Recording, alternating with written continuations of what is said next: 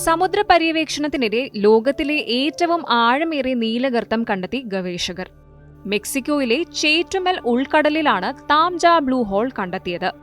സമുദ്രനിരപ്പിൽ നിന്നും 1380 അടിയിലധികം ആഴം ഗർത്തത്തിനുള്ളതായാണ് കണ്ടെത്തൽ. ഷിക്കാഗോയിലെ ട്രംപ് ടവറിന്റെ ഉയരത്തോളം ആഴം ഗർത്തത്തിനുണ്ടാകുമെന്ന് ഗവേഷകർ അഭിപ്രായപ്പെടുന്നു. 2021 ഗവേഷക സംഘം ആദ്യമായി താംജ ബ്ലൂ ഹോൾ കണ്ടെത്തുന്നത്.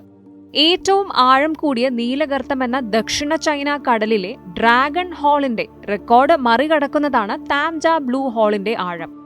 മെക്സിക്കോയുടെയും ബെലീസിന്റെയും അതിർത്തിയോടടുത്ത് സ്ഥിതി ചെയ്യുന്ന താംജ ബ്ലൂ ഹോൾ ചേറ്റുമെൽ ഉൾക്കടലിലെ മറ്റ് നിരവധി നീലഗർത്തങ്ങളുടെ സമീപത്തായാണ് രൂപപ്പെട്ടിട്ടുള്ളത്.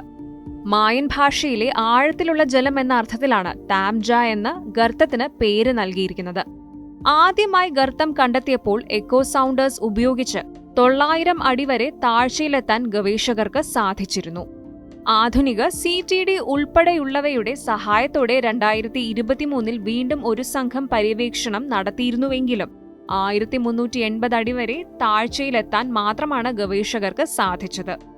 സമുദ്രത്തിലെ പാറകളും ജലപ്രവാഹങ്ങളും കൂടുതൽ ആഴങ്ങളിലേക്ക് എത്തുന്നതിന് തടസ്സമാകുന്നുണ്ടെന്ന് ഗവേഷകർ അഭിപ്രായപ്പെടുന്നു. ഭൂമിശാസ്ത്രപരമായി കാസ്റ്റർ ഭൂരൂപങ്ങൾ എന്ന് വിളിക്കപ്പെടുന്ന നീലഗർത്തങ്ങൾ പ്രധാനമായും തീരപ്രദേശങ്ങളിലാണ് കാണപ്പെടുന്നത്.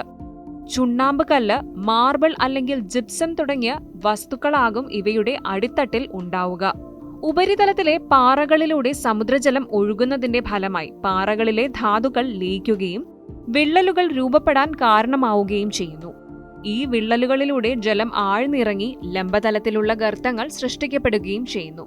താംജ ഗർത്തത്തിൽ 1312 അടി താഴെയുള്ള ജലപാളി കരീബിയൻ കടലിനും അടുത്തുള്ള തീരദേശ റീഫ് ലഗൂണുകൾക്കും സമാനമായ താപനിലയും ലവണാംശവും പ്രകടിപ്പിക്കുന്നതായും ഗവേഷകർ സൂചിപ്പിച്ചു. ഇനിയും കണ്ടെത്തിയിട്ടില്ലാത്ത സമുദ്ര ആവാസ വ്യവസ്ഥകൾ ഗർത്തത്തിൽ ഉണ്ടാകാനുള്ള സാധ്യതയും ഗവേഷകർ ചൂണ്ടിക്കാട്ടി. ഭൂമിയിലെ മുൻ കാലാവസ്ഥകളെക്കുറിച്ചും ഭൂമിശാസ്ത്രപരമായ പ്രക്രിയകളെക്കുറിച്ചും കൂടുതൽ വിവരങ്ങൾ ലഭിക്കാൻ താംജയുടെ കണ്ടെത്തലിന് സാധിക്കുമെന്നും ഗവേഷകർ പറയുന്നു. സമുദ്രങ്ങളുടെ ആരോഗ്യത്തെക്കുറിച്ചും മനുഷ്യന്റെ പ്രവർത്തനങ്ങൾ സമുദ്രത്തെ എങ്ങനെ ബാധിക്കുന്നു എന്നതിനെക്കുറിച്ചുമുള്ള വിവരങ്ങൾ നൽകുന്നതോടൊപ്പം പവിഴപ്പുറ്റുകൾ, കടലാമകൾ, സ്രാവുകൾ എന്നിവയ്ക്കൊപ്പം കടൽ സസ്യങ്ങളുടെയും സമുദ്രജല ജീവികളുടെയും ജൈവ വൈവിധ്യത്തിന്റെ കേന്ദ്രങ്ങളാണ് താംജ പോലുള്ള വിചിത്രമായ നീലഗർത്തങ്ങളെന്നും ഗവേഷകർ പറയുന്നു.